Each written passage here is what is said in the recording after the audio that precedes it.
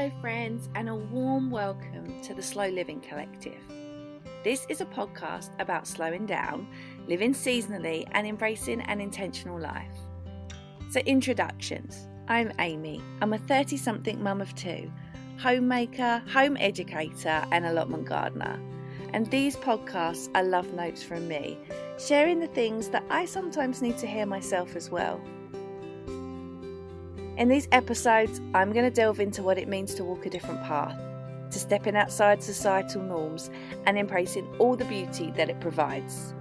From educating our children outside of the school system, living in a small home by choice, surrounding ourselves with a life of intention instead of living a life by default. I welcome you to come on this journey with me and open your mind to maybe a different way of living.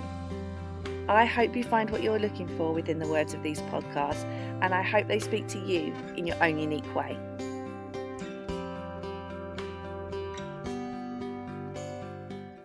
Hello everyone, and Happy New Year. Welcome to 2023. Wow. Firstly, oh my gosh, how is it 2023? I feel like I just celebrated the millennium and the year 2000. Like, how is it possible that it's 23 years later? No, I cannot fathom it. Anyway, I hope you all had a wonderful, calm, slow, enjoyable Christmas, whatever you did, however you celebrated, if you celebrate. And I hope you are having a peaceful start to your new year. And today I want to talk about something that I really feel like defined my 2022, and that was finding and living with purpose. And it's funny because when I stepped into 2022 just 365 days ago, I really didn't know what I expected out of 2022. And I know that can be said for almost any year, right? We don't know what's coming. And that's the beauty of life, I guess. But I always have, I guess in the past, always had some sort of like goal for the year, but I didn't really know what 2022 was going to look like. I started the year still on maternity leave after having my son. He turned a year in May. So I would say, like the first half of my year, I was still on maternity leave.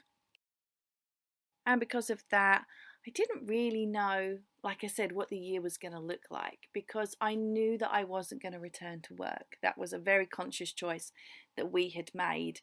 And if you've listened to previous podcasts, you'll know that actually my intention was that with my first as well. But coming off of maternity leave and into a pandemic made me feel like there was sort of something that I wanted to do. And I ended up returning to work on an ad hoc basis between having my two children. But in 2022, I knew when I came off maternity leave that I had no intention of returning to work. And while that sounds wonderful, and I appreciate the privilege that is attached to that, it also, for me, someone who has worked, not, we've all worked since we were old enough to work, but someone who has worked running their own business and having a lot of my time consumed with the work that I do, because it wasn't just work, it was a hobby as well, and so it was a very much a part of my identity. And so moving into 2022 and knowing that I wasn't going to return to work, one of my first feelings really was like, what am I going to do? I mean, not do as in like my children take up 500% of my time, but who am I without that? And that leads us nicely into today, which is going to be talking about, finding our purpose and what that really looks like. So, the world around us is full of people telling us how we should live our lives, what we should eat, how we should parent, what jobs we should do, how we should exercise, everything.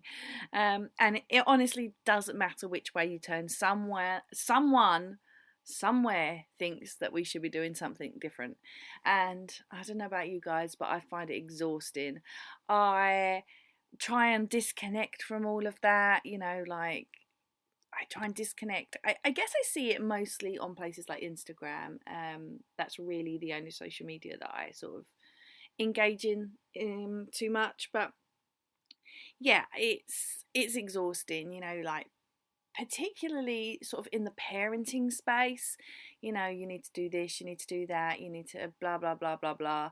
And it's a lot people screaming and preaching at you all the time. And so yeah, over the course of the last year, I've thought a lot about the way that we personally choose to live in our family, and I honestly think a lot of it comes down to having found my purpose over the last year in what is a new normal for me, and what that looks like and how I live with some degree of intention. But also, like when I talk about living intentionally, I always get so many messages in my Instagram inbox like, what does that even mean? Because you could be forgiven, I guess, for thinking, it's just one of those sort of buzzwords. But, you know, firstly, I guess I want to say that it's going to look different for everyone. We are not the same people, are we? We are all different. And to that end, living with intention, finding our purpose, slowing down, all of that stuff is going to look different for each and every one of us because we live very different lives. So, slow living, living with a little more intentionality, living with purpose, it all comes from living in a certain way, or wanting to live in a certain way and embracing a certain way of living. And it's about being intentional with the way you live, the things you do. And for me, I often term it as, I'm not choosing to live by default. I'm not choosing to live this life that is just expected and just rumbles on. It's this very defined path that seems to be set out for humans of what we do. We go to school, we get good grades, we get a good job, we buy a house, we buy a car, we upgrade the house, we upgrade the car, we go on holidays. It's just this cycle. And it's very connected to consumerism and capitalism. And so I say that I choose not to live by default. I don't just want to go with the status quo of life. I don't want to go with just the things that are handed to me on a plate that's expected to be normal. It's about inspiring for something more. And I think a lot of that comes down to your passions and your values and having that conversation with yourself about what they are and whether the life you're living aligns with that or whether you're living this life by default. Um, and I want you to think about it in this way. Like I just kind of shared really, but in modern society, we are the product of that society that makes these choices for us, or encourages us along this route without realizing. Like I said, going to school, getting a job, working hard, buying a house, get a bigger house, better car, buy more things. And it's just this rinse and repeat cycle. And it's driven by consumerism. Of course, it's driven by consumerism. Society wants us to be this ever present cog in the wheel, which slowly moves us further and further away from who we are as humans.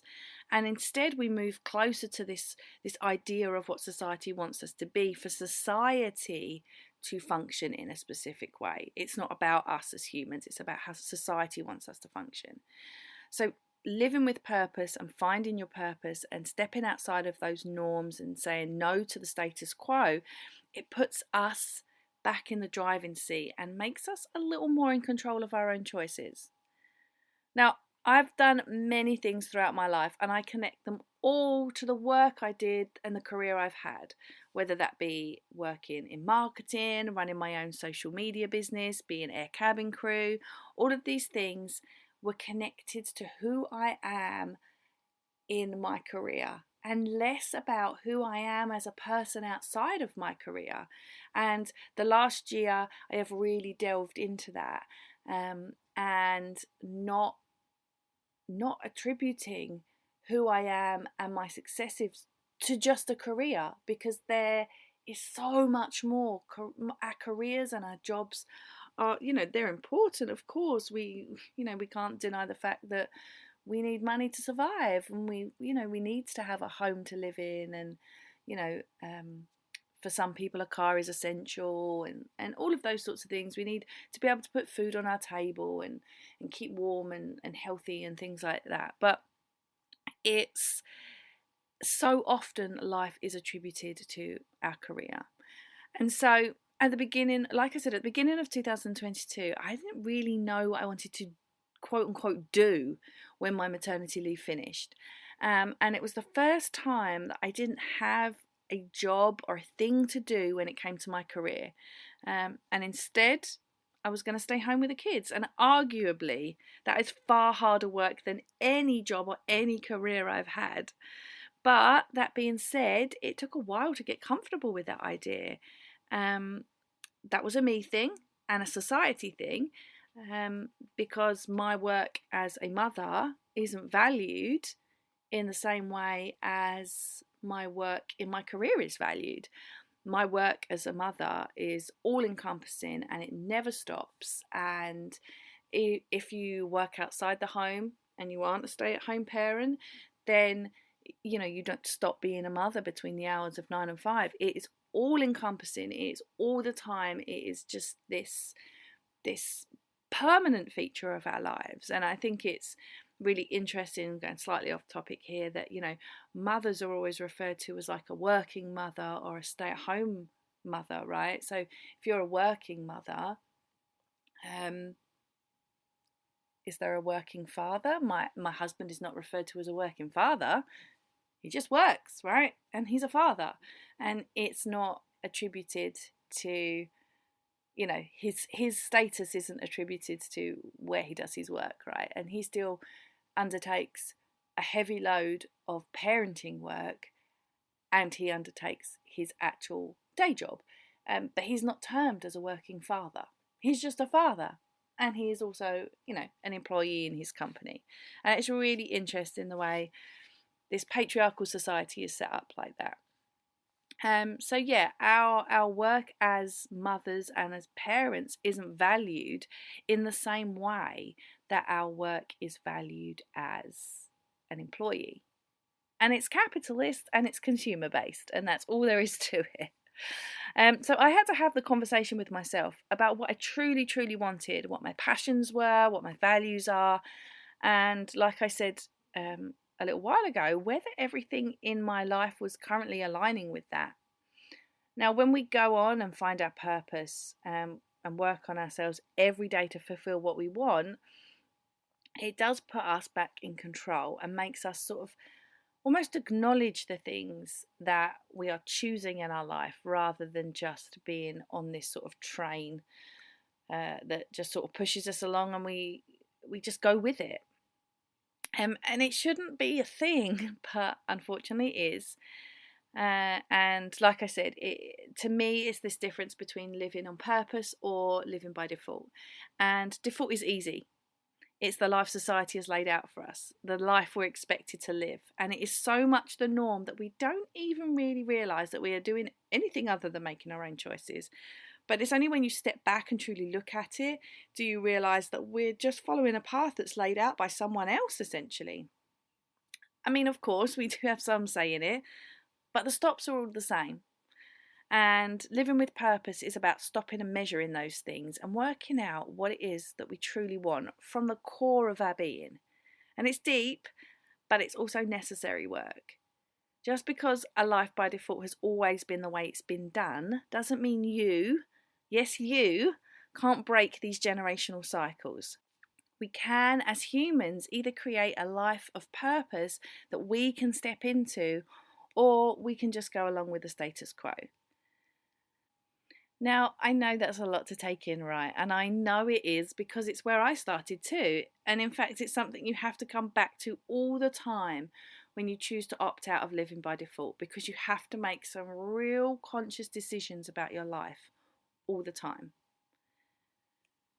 And one of the most important parts of living with purpose is figuring out what you need. And that means figuring it out across all areas of your life. Do you love what you do for a job? Are you happy in your home? Is the way you parent right for you and your children? What are you passionate about? And are you following those passions? What are your values? And is the life you currently live representing them well? Now, like I said, 2022 helped me find my purpose. And the funny thing is that it wasn't even my intention. My only intention as a person who has worked since she was working age and being a business owner for 15 years was actually to spend the year getting comfortable without having paid work, by getting comfortable with my new role of a stay-at-home mum to two toddlers. And I didn't expect to find my purpose in there, and I didn't expect to find out what I did about myself. Like I said, my focus was on just getting comfortable with something that I was uncomfortable with, and it was a me thing. It totally a me thing. It wasn't me being uncomfortable with stay-at-home mums in general. It was me being uncomfortable with the fact that I didn't know what that would look like and feel like to me. Right? I didn't know how I would feel with that, because I know I'm a person that really loves to have something to do. And now, listen, arguably, like I've said, children are a lot, right? They are a lot, and it is busy, and that's definitely something to do. But I also am very mindful of the fact that I am more than just a mother. Before I had my children, I spent 32 years being Amy, and that doesn't just disappear, nor should it. So I was just figuring out, or I thought I would be figuring out, the things that made me me, how I could incorporate them into my life, and how I could be comfortable with, this new role that I was going to have. And there are lots of things that go along with that, in terms of within my home, for example. I mean, we have always had that discussion about me being the stay-at-home parent, so it was something that wasn't a brand new idea to us. However, I knew that it was going to take a little time for me to settle into this role. And it took a little while. It really did. But I found through it, I found so much more than I expected. I found even more of a passion for slowing down, living more intentional life. I found beauty in the simplicity of the things that I get to do. I found so much love for our first year on the allotment. It was incredible, and I'm so excited for the next year. I found a love in embracing modern homemaking and diving into some of what are lost arts of homemaking these days. I have enjoyed living a more natural, low toxic lifestyle, protecting my family from this very chemically based world, living as off-grid as we can in our current living situation. We are, without going into too much detail, we are a little bit trapped and unable to move at the moment because of a cladding situation, which I am hopeful is going to be resolved this year. And then once it is, we can start thinking about what potentially our next steps might be. So yeah, we try and sort of manage this very much living in an on-grid situation, and how we can live a little off-grid within that situation. I've also found I continue to embrace living and eating seasonally, in natural medicine and herbalism, in the lost arts of breath work, in meditation and mindfulness. I've been able to rediscover my yoga practice on the other side of having two children in 2 years. It was busy, and my body didn't always want to move in the ways that I wanted it to, and I still have to be incredibly careful. I am still breastfeeding. My son is 18 months old, and I'm still breastfeeding, and so I still have all of the relaxing coursing around my body. I still have a slightly unstable pelvis, and so I just have to be a little careful. But I found purpose in these things, and it has become a huge part of my identity. But not just that, hasn't become a huge part of my identity. It's always been a part of my identity, and it's only that I am seeking the answers, and I'm bringing some of these things to the surface. And in looking for my purpose in one place, being a stay-at-home mum, I found it somewhere else, and I found so much more. So when you find your purpose and you live with purpose, you suddenly start to be able to create this life around these things. And it's certainly not linear, but you start to learn so much about the person you are and the person you want to be. It might not happen straight away, so you You've got to give yourself grace, but over time you will slowly have a picture of what you might want your life to look like. And there is a lot to think about here, and I know that it is overwhelming to think about it, especially if you're in a place where you might be listening to this podcast and you're like, oh gosh, yeah, I definitely live by default and I don't want to do that. And like I said at the beginning of this episode, it is a personal journey and it will look different to everyone. We are all different human beings and it will look different to us all. But it's work that only you can do yourself. I hope that this episode is inspiring you to think about it, but I really recommend like sitting down and journaling on this topic. Take pen to paper and figure out what is on your mind and what some of the things that this episode might have brought to the surface for you. If you want to create an intentional life, a life of purpose, then you're going to first need to figure out the things that are really important to you. And once you know that, once you know the things you hold dearly, that your core values, then you will start to see the way a little clearer, and you will be able to start thinking about ways that you can create your life around these values. And as much as you are able, try and think beyond the life you're currently living and really give it some thought. And like I said, it might not happen straight away, it really might not, but you will start to build up this picture of what your life could look like. So maybe just ask yourself, or use these as jump off points for journaling. Like, what are you passionate about? What drives you? When talking about purpose, how would you describe yours? What makes you jump out of bed in the mornings? What are the things that while you've been listening to this episode, you've been having like these little aha moments about? What have my words brought to the surface for you? And once you've figured that out, you might want to dive even deeper and consider things such as how can you begin to focus your life around these things that fulfill you. And we're not talking about careers or jobs. Like, you are more than what you do for a job. You are more than that. There is more to you than that. And while, we can all acknowledge that some of us need to go out to work, people make choices whether they're going to work, or the choices are made for them, whether they're going to go to work or whether they're going to stay home with their children. But, money is money ultimately, and we do need it. But this is going to go far deeper into who you are and go further than what you do for your career. Living a life of purpose is ever evolving, and I'm sorry, but actually I'm not sorry at all, because I love it. Once you start doing this and thinking about it, your mind is going to be constantly figuring out new ways to live your life with purpose. Now, I've said it a few times, but I'm going to reiterate it again. It's really important to remember when I talk about slow and intentional living and finding your purpose, all of this comes from a different place for everyone. No two people's purpose or intentionality is going to look the same, because it is based on you and your core values alone and how that aligns. It's deep sometimes and it's a lot, and making that shift when you realize, like hopefully this episode has brought up some of the things that, we all have to come to on our journey to find our purpose. And that often starts with realizing like how much life is this sort of set path of following the status quo and living by default. And to step outside that it's a big deal. It is a big deal. And so once you start thinking, your mind will just start unraveling. But it is amazing that on the other side of all of this is, finding your purpose and finding out some of the things you are truly, truly passionate about can be like the catalyst for changing the entire way that you think and live your life.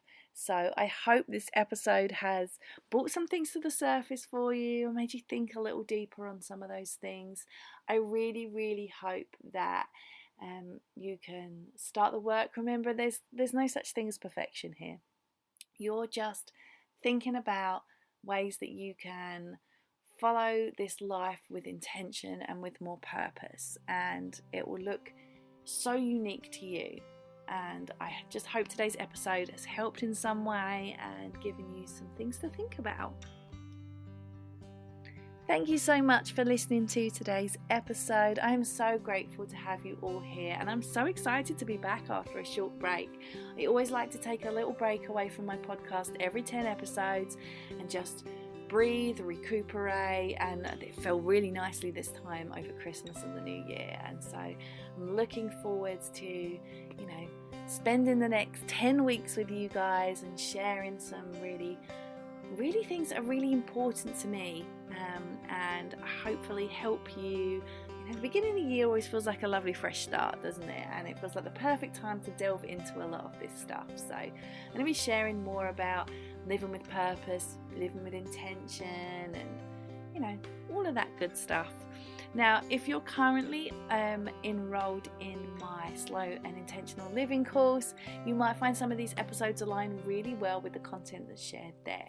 If you aren't part of my Slow and Intentional Living course, I will be running it again. It's completely free, so just keep an eye out on my social media, which is on Instagram, is where you'll find me, and my username is @lifeonplot44, and I will share there first whenever I have taking a new intake for Slow and Intentional Living series. So like I said, follow me over on Instagram, life@plot44. You will find everything from slow living, seasonal living, living with less, simplicity, decluttering, motherhood, allotment life, unschooling. What else is there? Low toxic life.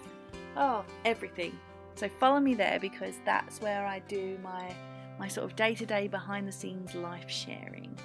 And you can also follow my blog, which is amypigott.co.uk. All of this is going to be linked in the show notes, so head there and you'll be able to find it with ease.